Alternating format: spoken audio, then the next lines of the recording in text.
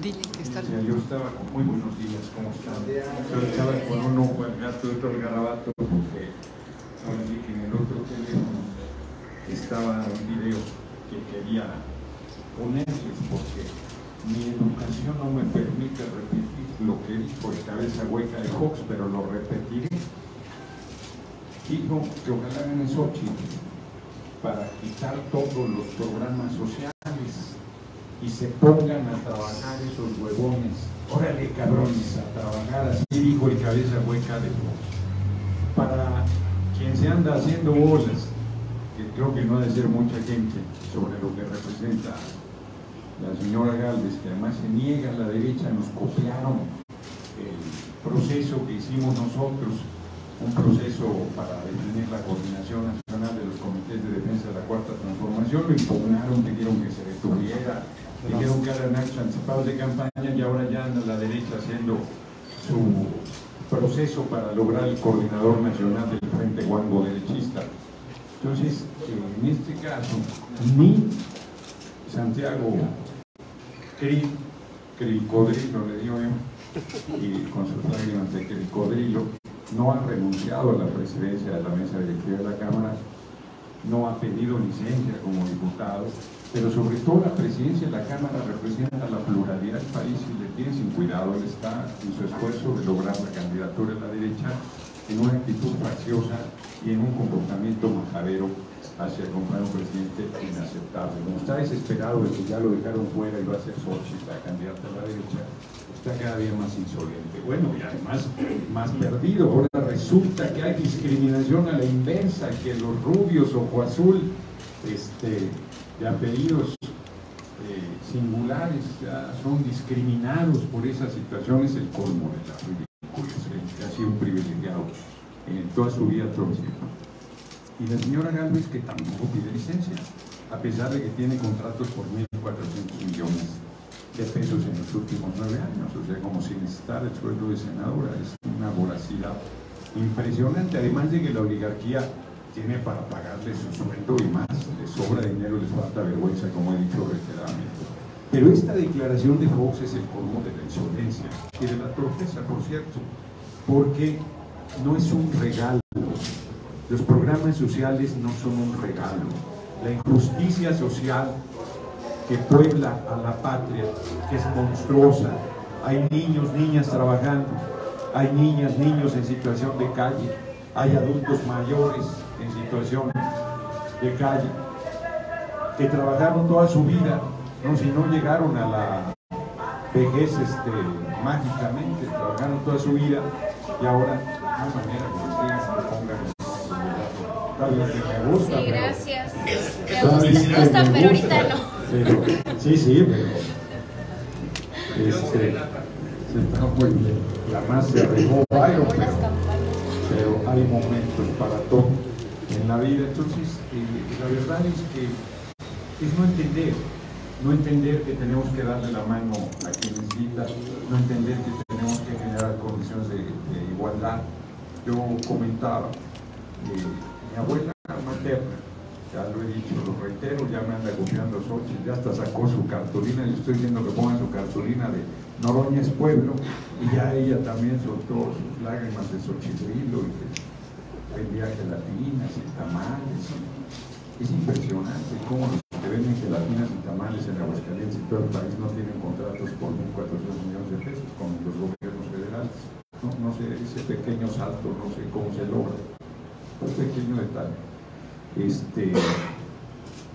Ya sacó una cartulina también, no falta que dijera Xochitl del pueblo. Entonces están parodiando nuestro proceso y buscando confundir a quien se deje confundir. Nosotros ahí vamos, el 27 de agosto terminaron los recorridos. Yo estoy muy contento de estar aquí en Aguascalientes porque fíjense que mi abuela, que era muy cabrona, con quien se casó, Daniel Noroña, era de Aguascalientes. Mi abuela decía que el apellido Noroña, que es con el que la gente me identifica, se lo había robado, decía, lo había comprado, yo no sé, pero la familia era de Rincón de Romos. Entonces yo digo, con mucho gusto decía a los compañeros, no vamos a ir a Rincón de Romos, no, qué lástima, tengo que regresar al Rincón de Romos, a ver si queda algún Noroña todavía por ahí de la familia, por el ramo del abuelo materno. Y además estuve aquí en el marco de la contienda para el gobierno del Estado. Aquí cometimos el mismo error en Coahuila, ir separados. Ese es un error. La unidad es fundamental. La unidad es básica en nuestro movimiento para lograr los resultados que queremos. Entonces yo estoy recorriendo el país, promoviendo la unidad. Voy cerrando para las preguntas. Dicen que no tengo ninguna posibilidad, que ando valiendo madre, que no tengo esto. Y yo la verdad es que tengo otros datos. Voy muy bien, está muy bien la gente abajo, va avanzando. Me reconocían un indiscutible tercer lugar, las encuestas que primero no me ponían. Estoy en cuarto, que Adán Augusto, que estamos casi en el empate técnico. Yo estoy disputando la coordinación y esperamos lograrla. Vamos a apretar el paso en los días por venir. Y aquí estamos hoy en Aguascalientes, mañana en San Luis. Y vamos a recorrer todos los estados de la República que faltan. ¿A qué hora es lo de Noroñabús? A las 1:30. A la 1:30 esperamos que llegue el pinche Noroñabús, que como ha batallado, porque es una combi del 74. Pero si no llega, de todos modos aquí en Aguascalientes se va a incorporar un personaje que vamos a presentar a la 1:30 de la tarde. No voy a decirles quién, ahí se va a presentar. Es un personaje grande de la historia del país. Entonces, pues estoy a sus órdenes para las preguntas que tengo. Oiga, Noroña, ¿sí se le conoce? Sí, Noroña me conoce. Oiga, respecto a lo que comentó Fox, queremos que nos ahonde. Él dice que creó los programas, anda diciendo en spots, que publicitarios, ¿no? Están diciendo que no se dejen confundir, que él creó esos programas. Y ahora resulta que quiere quitarlos. Sí, yo no, lamentablemente no, es una partita chiquita de una declaración que recién acaba de hacer. Y él comenta lo que ya dije. Hubo un debate, efectivamente, sobre quién había creado los programas sociales. Ahí están las declaraciones del cabeza de Walker Fox y del comandante Orolas Arias Felipe Sagrado Corazón de Jesús Calderón Hinojosa, donde dicen ambos sus planteamientos en contra de que los adultos mayores reciban apoyo, que se pongan a trabajar, que no hay por qué regalarles nada. No se les está regalando nada. El dinero del pueblo que regresa al pueblo y que busca generar algo de equidad. Yo estoy convencido que tenemos que lograr que la gente coma 3 veces al día, que nadie pase hambre en nuestra patria. Y mientras logramos un ingreso bueno para toda la gente, para que nadie sufra por carencias económicas, hay que construir comedores en todos los rincones de la patria, para que todo el mundo coma 3 veces al día. Y como está el esquema de los servicios del PT, darles de desayunar, de comer, de almorzar a la niñez y a la juventud en las escuelas públicas del país, eso tenemos que hacerlo. No es ninguna dádiva, no es ninguna caridad, es una medida social encaminada a crear justicia y equidad, justicia social y equidad. ¿Cuál va a ser su ¿Cuál va a ser su siguiente, bueno, el continuar de este proceso? Usted ha mencionado que el INE no limitó justamente esta parte de las asambleas masivas. Si va a continuar realizándolas, esa sería la primera. Y la segunda, aquí usted habla de que fueron separados y eso les provocó pues el no ser más competitivos contra la derecha. La senadora que encabezó justamente este proceso electoral declinó de último momento, una cuestión así medio rara, por Morena. ¿Considera que es un error que el Movimiento Ciudadano vaya solo? A ver, son dos cosas diferentes. Lo que el movimiento desasociado haga es su asunto. Ahí nos ponemos, ¿no? Porque nosotros estamos hablando de la unidad nuestra, de la unidad de Morena, PT y Verde. No hay nada raro que haya designado al final, pues son compañeros. Esto es lo que estoy diciendo, que debemos ir en unidad. Yo estoy convencido de ello y creo que en cuanto al proceso de 2024 vamos a ir En unidad no tengo mayor preocupación sobre la primera parte. El INE se continuará con las claro, públicas. lo del INE, a ver, el INE, yo insisto que no tuvo los redaños para decir no pueden hacer ese proceso, porque hubiera dicho eso ya, si esa era su visión, pero que a estas alturas pretenda constreñirnos, pretenda limitarnos, bueno, la Constitución del derecho a libre reunión, de libre manifestación, de libre expresión de las ideas, y que ahora quiera mandarnos a lugares cerrados a hablarle a las paredes, pues me parece un despropósito. Lo positivo es que dijo preferentemente.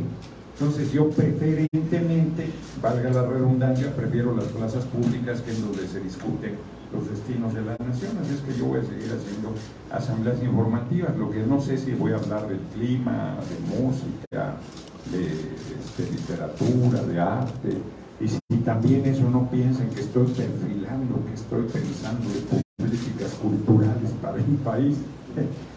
Son ridículos, pero bueno, así están las cosas. Señora, hace unos días... Antes acá una compañera... Yo le comentaba entonces respecto, poniendo el tema de todo, ¿cuál es su opinión sobre la política asistencialista?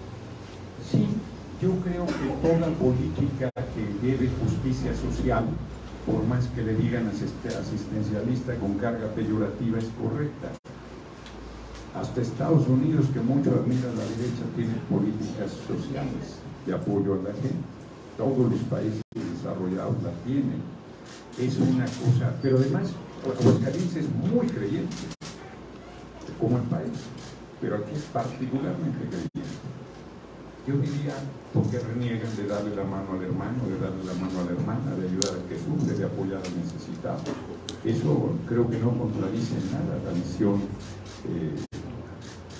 mayoritaria que tiene. Entonces me parece que no deja de ser una paradoja que un ateo se atrinchera, darle la mano al hermano, a la hermana, y que un creyente diga que hay que ponerlos a trabajar a los huevos. Bienvenido, señor diputado. Está precisamente en ese sentido, considerando que está sus legítimas aspiraciones políticas llevándolas a cabo durante todo el país, en un país pues, prácticamente mayoritariamente católico. Y segundo, ¿no ha sido suficiente las aclaraciones puntuales que ha hecho la senadora Xochitl Gálvez en materia de sus contratos? Bueno, si ha sido suficiente o no, eso lo juzga cada quien. Tiene contratos por 1.400 millones de pesos al cobijo del pobre. Tiene contratos cuando era funcionaria del gobierno de Vicente Fox. Tiene contratos que le dio a su esposo siendo funcionaria de una dependencia del gobierno federal. Eso se llama corrupción. Así se llama. Pero además, vaya quien quiera comprar esa historia del esfuerzo personal. Mi abuela, que era pobre, que era mujer, que era indígena, que además muy huérfana, trabajaba como enloquecida toda su vida, como seguro, con todo respeto, tu madre. Y estoy seguro que ni tu madre ni mi abuela fueron millonarias, no, ni la de ninguno de los que aquí estamos.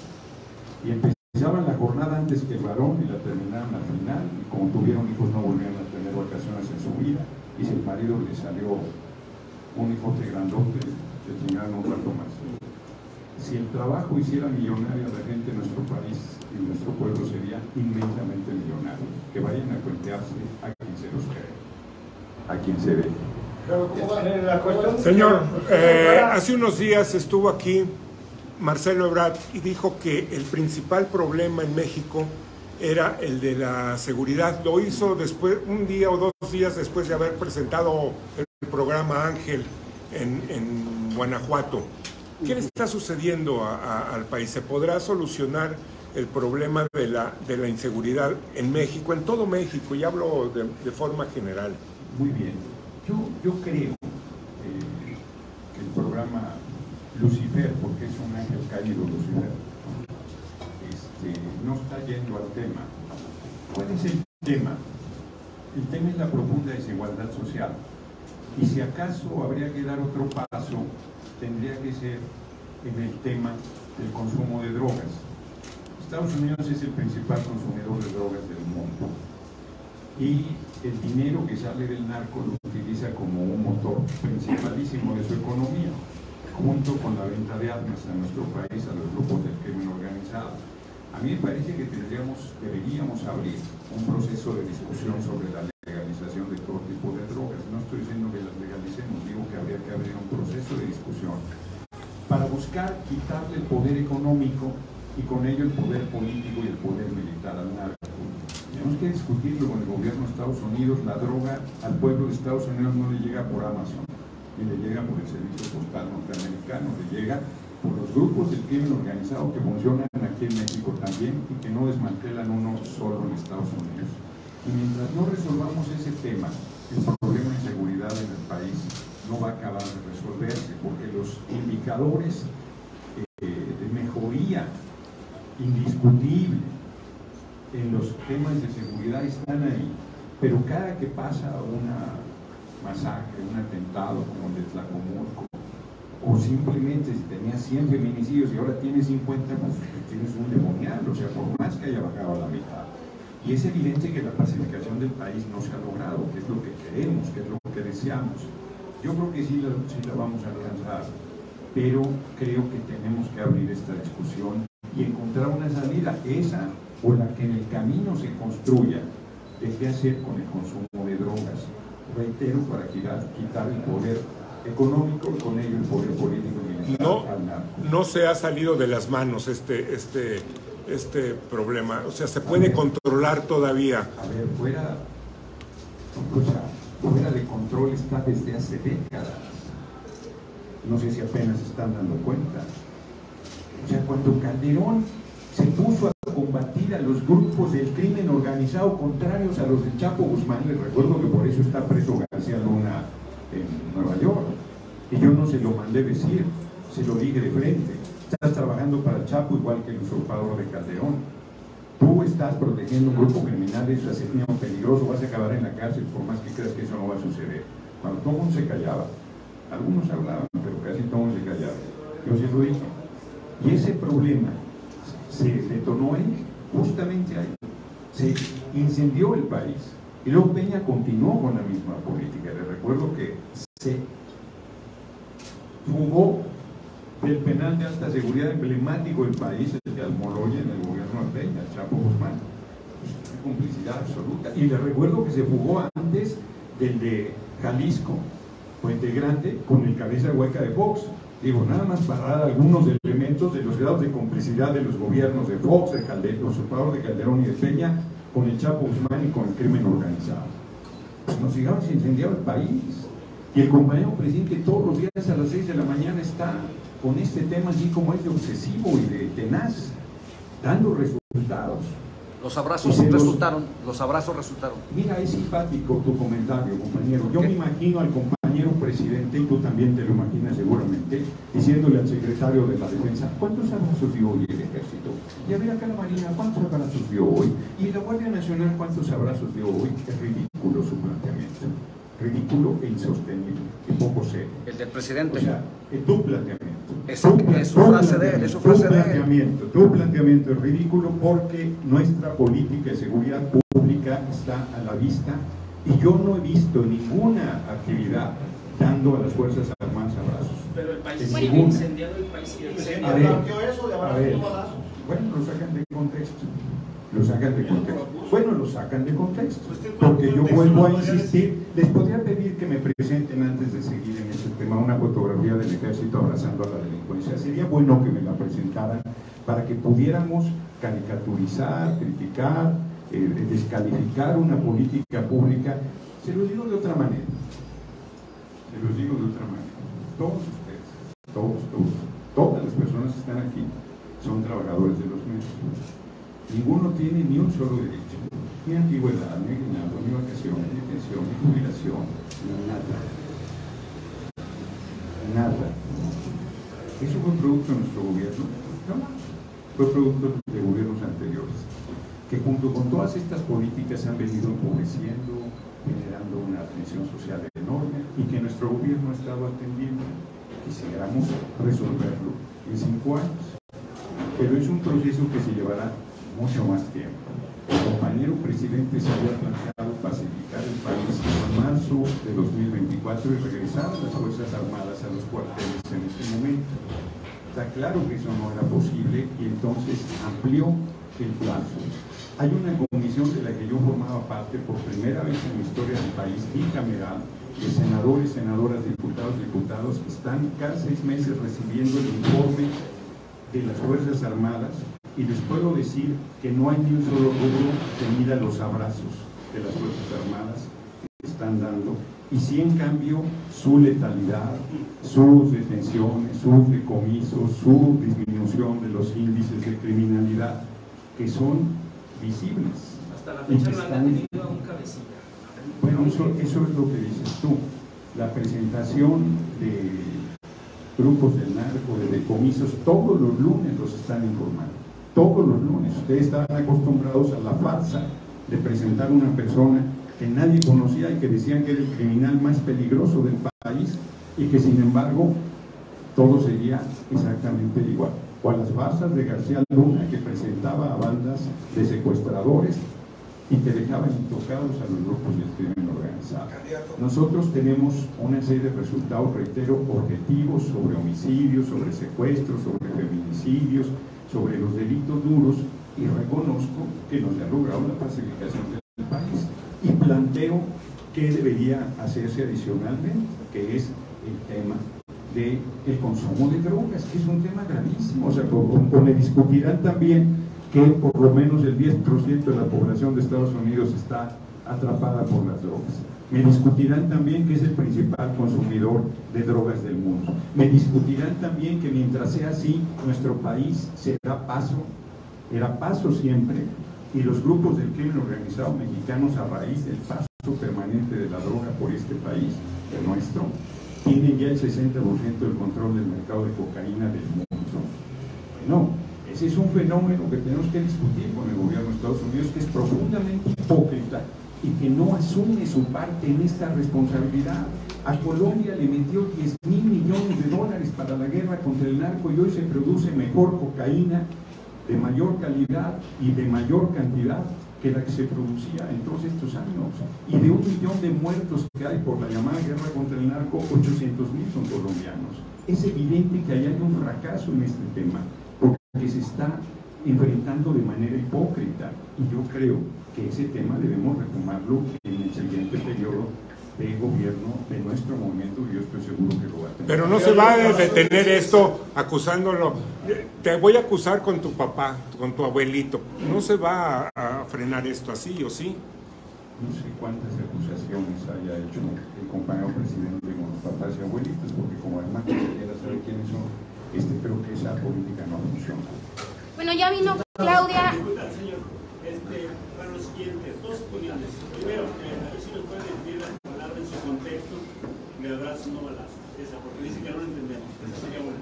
La otra, su opinión. De una vez te la digo, te la digo para no revolver las cosas, porque como estoy ya viejito se me olvidan las cosas, para no preguntarte otra vez qué bueno, primero te lo digo.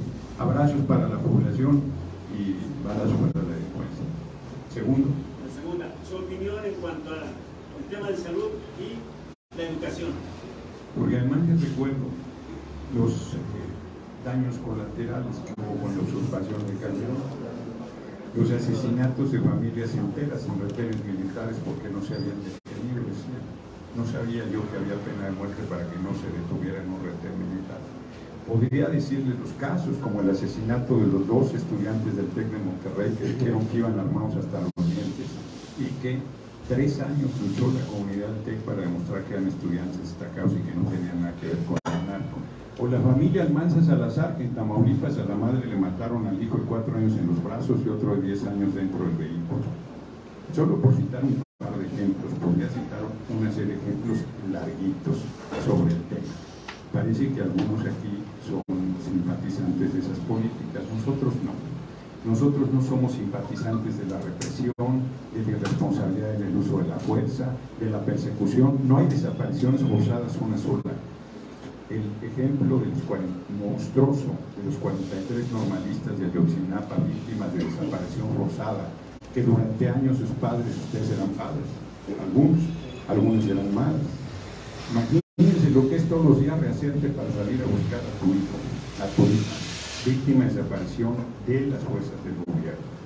Esas monstruosidades no hay ni una sola. El uso de la policía para reprimir al pueblo no hay ni uno solo. No vemos ni lo mismo y sí estamos avanzando en el tema. Y como sea que estoy diciendo, ya se me olvidó lo otro que me preguntaste. El tema de salud y de educación. En salud, también pareciera que hubo población que no se dio cuenta de la pandemia y de los 2 años de pesadilla que vivimos, que paró la economía del mundo y que implicó para nuestro país una inversión poderosísima para atender la emergencia.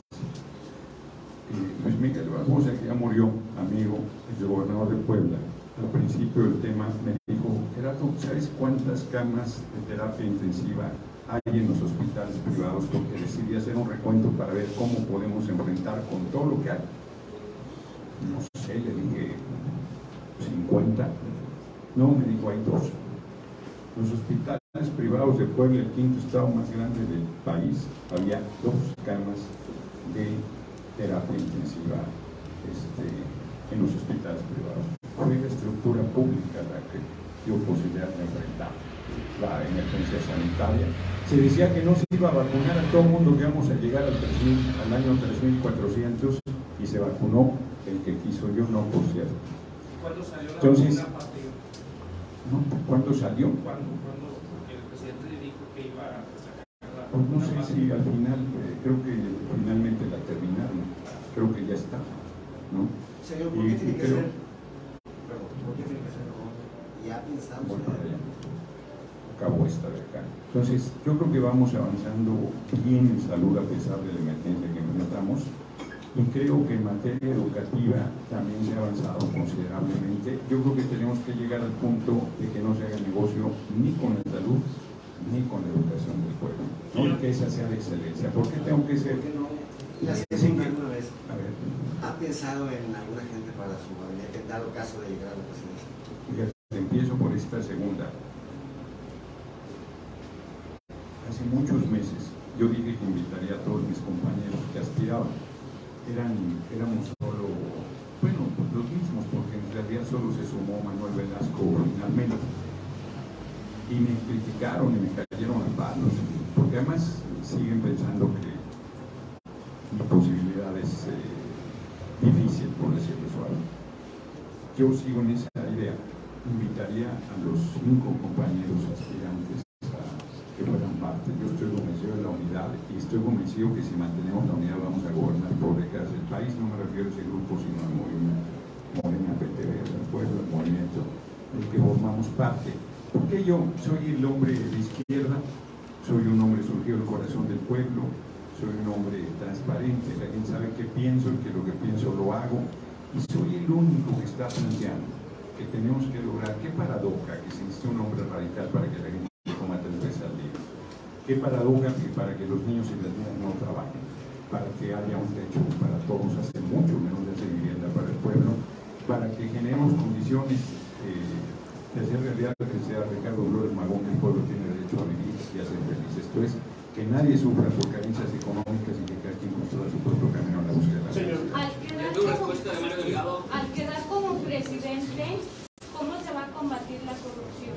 Sí, eso no lo debo contestar. Yo creo que continuaría las políticas, pero ya ves que tenemos ahí las medidas cautelares y entonces ahí nos metemos en un terreno ligeramente resbaloso, pero yo sí comentaría que por lo menos se ha logrado que el presidente no robe ni un centavo, a pesar de que pasan miles de millones de pesos en sus manos, y que ha sido vigilante, si ustedes observan, prácticamente ningún escándalo de corrupción. Está el del ICONSA, que está investigando, que ya hay personas detenidas, que no se está tolerando ningún nivel de impunidad, y no dejaría de reconocer de todos modos que es un problema mayúsculo que hay que seguir combatiendo con firmeza. Señor, no ha contestado nada Mario Delgado. La carta apenas la envié el lunes. Se refiere el compañero reportero, si alguien no tiene claro el tema, que volví a mandar una segunda misiva pública donde le digo a Mario, hace ya no sé si son 15 días la primera, te planteé el problema de la publicidad. Los lineamientos hechos por el compañero presidente fueron aprobados por aclamación en el Consejo Nacional de Morena, pero omitía, no se tocó el tema de la publicidad. Y la publicidad, si bien empezó antes del 19 de junio, que iniciaron nuestros recorridos, pues ahí está, ahí sigue y se renueva inclusive. Entonces, Mario originalmente no había contestado. Cuando el compañero presidente dijo eso no es la esencia de nuestro movimiento, no le dan caso a sus asesores, ese es un tema incorrecto. Entonces Mario nos envió una misiva donde nos planteaba que hubiese un deslinde. Y yo le digo en una segunda carta que el deslinde no es suficiente. No es creíble que quien era responsable de la seguridad interior del país no sepa quién está moviendo sus espectaculares. O sea, tiene un enamorado, una enamorada, secreto, secreta, que está llenando el país con su imagen. Yo le digo que debería cantar la de "Ay amor, ya no me quieras tanto". O sea, eso no es aceptable, porque ahí hay un compromiso económico. Se debe saber cuánto ha costado y quién o cuál es el origen de esos recursos para saber con quién se está asumiendo compromisos. Y en ese contexto de confianza en el actual proceso electoral, en el actual proceso interno de Morena, ¿hay confianza en este contexto? Son dos cosas diferentes lo que estamos comentando. La pregunta de si ha respondido Mario, no ha respondido. Y yo seguiré insistiendo en que debe hacerse un informe de lo gastado en publicidad, que no solo son los espectaculares, son las barras, son los escritos, son las brigadas, son los medios de transporte que traen publicidad, y que prácticamente todos los aspirantes, a excepción de su charro negro, traen publicidad.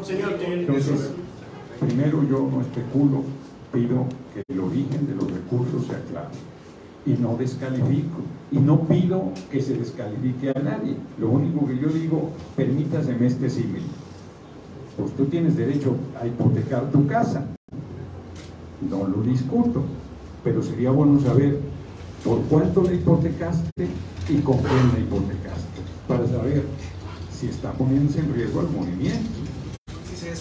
Segundo, no especulo sobre eso. No especulo sobre eso, porque decir ya partes de una doble maroma. Yo estoy diciendo que se aclare el origen de los recursos. Tú dices es dinero público. Bueno, pues si hubiera, sí, si mi abuelita tuviera ruedas sería bicicleta, pero ni tenía ruedas ni fue bicicleta. Entonces, no especulemos. Sobre lo segundo de la confianza, absoluta confianza en el proceso, por una sencilla razón. Otra vez, crecí con mi abuela y mi abuela me enseñó que la palabra vale y se cumple. Y el compañero presidente dijo, me meto en el proceso, no para imponer al candidato, sino para garantizar la unidad y la confiabilidad y transparencia del método. Y para mí, su palabra vale más todavía. A tal grado le tengo confianza que, teniendo derecho a proponer 2 casas encuestadoras para el proceso, no propuse ninguna. Con las casas encuestadoras que mis compañeros propusieron, con esas casas les voy a ganar. Pero si sigue exigiendo piso parejo, ¿no? Nunca he exigido piso parejo. Quien exige piso parejo es Marcelo Ebrard, que tenía la Secretaría de Relaciones Exteriores y pedía piso parejo. Ya lo hubiera querido yo para un domingo en la mañana. La Secretaría de Relaciones Exteriores, yo nunca he pedido piso parejo, nunca he planteado ninguna de esa naturaleza. Lo único que yo digo es transparentes en lo que se está gastando, porque además ahora resulta que Ricardo Monreal y un servidor somos los que más hemos gastado. Entonces eso es ridículo. Comentaba hace ratito acerca del conocimiento que tiene acerca del gremio periodístico, de las condiciones de trabajo que tenemos. Sí. Habla de que no es de esta administración, sino que de muchas administraciones pasadas. Pero ¿qué han hecho en estos 5 años para que se pueda ejercer un libre trabajo periodístico? Es la cantidad descomunal de compañeros que han muerto ejerciendo su trabajo. ¿Qué condiciones de garantía han dado? Si bien no es su responsabilidad lo que ha pasado en las administraciones anteriores, sí en esta. Y por la otra, de reconocer el trabajo de inteligencia financiera del gobierno federal, que cuando sale un opositor o un periodista, pues rápido dan a conocer sus ingresos y todo ese tema, pero no se ha detenido a una sola persona de lavado de dinero del narcotráfico? Bueno, primero no estás hablando de periodistas en esta última pregunta. Estás hablando de Carlos Dolores.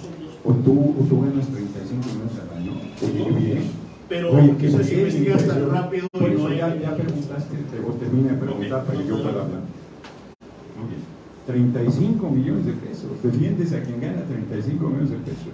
Bien por ti. Me llevaría 38 años como diputado ganar 35 millones de pesos. No sé cuánto te llevaría. Entonces eso es una patraña. A Loret se le desnuda por lo que es y lo que representa, como la señora Xochitl Gálvez se le desnuda por lo que es y por lo que representa. Porque hoy como nunca ustedes pueden decirle al compañero presidente lo que les da la gana. Majaderías incluidas, mentiras permanentes, tergiversaciones, desinformación, por decirlo suave, los medios de comunicación. Y no hay un solo periodista perseguido, no hay un solo periodista detenido, no hay un solo periodista encarcelado, no hay un solo periodista procesado por su labor periodística, no hay un solo periodista asesinado desde el gobierno. Uno solo. Que se quiera desconocer, y tomo responsabilidad nuestra resolver ese tema, que se quiera desconocer los vínculos de la derecha, los he dicho aquí varias veces, con los grupos criminales, y la violencia que la derecha está generando para toda esta campaña permanente en contra de desconocer hasta el más mínimo momento los rendimientos de nuestro gobierno. Bueno, yo no lo desconozco, yo lo denuncio, y creo que nuestro gobierno debe detener a quienes están detrás de todos estos procesos monstruosos, y lo acabaremos haciendo. Lo que es un hecho es que cada que hay un asesinato de un periodista, los responsables son los periodistas. A diferencia, bueno, habrá algunos que no, pero de la inmensa mayoría, yo invitaría inclusive a que revisemos el número de periodistas asesinados por nombre en otro momento y las detenciones que hay en cada caso. Yo aceptaría un reto de ese tamaño, porque nuestro gobierno sí ha trabajado muy fuerte a que si hay un acto delictivo no quede impune. Eso, ahora sí que a las pruebas. En eso entra la alcaldesa de Guerrero que se reunió con los Ardillos, porque también son gente de Morena. Bueno, me parece curioso que no nombres que era diputada de Tamaulipas, que la agarraron pasando droga. Pero yo no estoy tocando. Sí, pero yo también te comento un caso, porque a ustedes solo les gustan los que son de nuestro movimiento, y no en general. Es que es muy fácil no me lavo las manos, de García Luna no me lavo las manos, nada, se lo dije de frente, está preso, y digo más, si hubiese sido juzgado aquí estaría libre, así como liberaron las cuentas de la señora Pereira unas horas después de que fue declarado culpable. Su gobierno en un juzgado de Nueva York. Ejerce la justicia. No, nuestro gobierno no ejerce la justicia. Te doy una clase de derecho y del sistema político mexicano. Es un sistema de 3 poderes donde está el ejecutivo, el legislativo, el ejecutivo, el legislativo y el judicial. El que le toca la impartición de la justicia es al judicial, en el que no tenemos ninguna injerencia. Y no solo no tenemos ninguna injerencia, sino es el reducto del conservadurismo, libera a los detenidos. Bueno, ahí está la señora Rosario Robles, después de hacerle un daño bárbaro al país, de robarse 5,000 millones de pesos de los más pobres, está libre, y en una de esas hasta acaba entrando al relevo de Xochitl Gálvez. Entonces nosotros no está somos... Felipa, está el hermano del presidente, termino, o tú sigues preguntando, o estás debatiendo, o cómo es el asunto, para entendernos. Conteste primero la pregunta. Pues estoy respondiendo, a ver, que si no te gusta mi respuesta no es mi problema. Estoy contestando. ¿Por qué tanta violencia? Me estoy burlando, no estoy planteando, me estoy burlando. A ver, un mínimo para entendernos. Ustedes pues simpatizan con otro proyecto y yo lo respeto. Y yo tengo mi visión y mi posición, y no compartimos la visión y la posición. Si ustedes vienen a debatir conmigo es mal lugar, porque a eso no los convocamos. vinieron a escuchar mis puntos de vista. Entonces, yo respondo lo que yo creo, y si les gusta o no les gusta, pues es como si sus preguntas me gustan o no me gustan, eso es insustancial. ¿No? Perdón. Coincidía con Marcelo Ebrard, he platicado lo mismo en cuanto a inseguridad, la responsabilidad de Estados Unidos, y dice de manera hipócrita. ¿Con quién coincide más? ¿Con Claudia o con Marcelo en lo general? Coincido con todos, son compañeros de primera, les respeto, les tengo un reconocimiento por su trayectoria, comenté que los invitaría, y me parece que la moneda está en el aire, de quién vaya a ser el coordinador nacional. Sí, Claudia Hernández mencionó aquí el domingo en una conferencia de prensa que les falló el diagnóstico, aunque después dijo que no, pero sí lo dijo, que les falló en el sentido de la seguridad, que pensaron que iba a ser mucho más sencillo de lo que en realidad fue. Palabras de ella, dijo que a un guardia nacional no se le entrena en 2 o 3 años. Si una persona en una carrera profesional requiere 5 años para prepararse, ¿considera que el diagnóstico coincide con ella no fue el correcto? Yo no sé si eso dijo. Yo lo que diría es lo siguiente.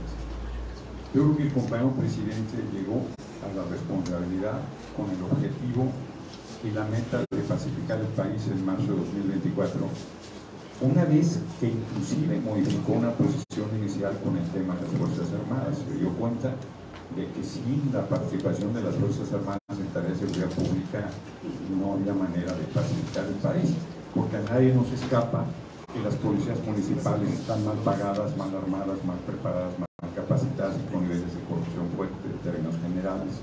Las policías estatales ni se diga, la Policía Federal estaba totalmente descompuesta. Entonces, la creación de la Guardia Nacional pues, sí, implicó un tiempo récord para armarla, y para las necesidades de seguridad del país pues, son impresionantes.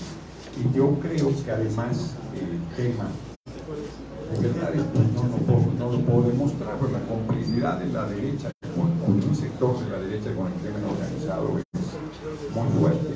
Entonces yo creo que todo eso, junto con el tema de que me decía de la coincidencia de Marcelo Ebrard con el tema del narco y del consumo de drogas en Estados Unidos, sí le da una dimensión muy fuerte. Y el otro es el nivel de empobrecimiento de nuestro pueblo, que ha sido monstruoso y que es una cantera de brazos para el crimen organizado por el nivel de pauperización y de deterioro de las condiciones de vida. Finalmente, si no fuera usted el abanderado de la coalición, ¿aceptaría un premio de consolación nuevamente legislador federal? Fíjate que ahora sí que no necesito ese premio por 2 razones. Primero, porque yo soy diputado federal. Les recuerdo que es la primera legislatura en más de 100 años que pudo reelegirse de manera inmediata. Yo tuve el privilegio de formar parte de esa legislatura, de quien tuvo la oportunidad por primera vez de reelegirse. Fui reelegido con el 56% de los votos. Pueblo, larga vida, pueblo de Iztapalapa. Y tengo posibilidad de 2 periodos más. Entonces yo en el plano personal no tengo preocupación porque apoyaré al que gane. Y además también ya dije que voy a vender libros afuera de mi casa si no gano. Y no, eso no quiere decir que me retiré de la política. De 2012 a 2018 vendía libros y nunca dejé el activismo, la participación, el compromiso con la lucha social. Firmamos que apoyaríamos a quien gane y yo, pues si la palabra vale, la firma más y yo no tengo ningún problema. Muchas gracias. Pasen buen día.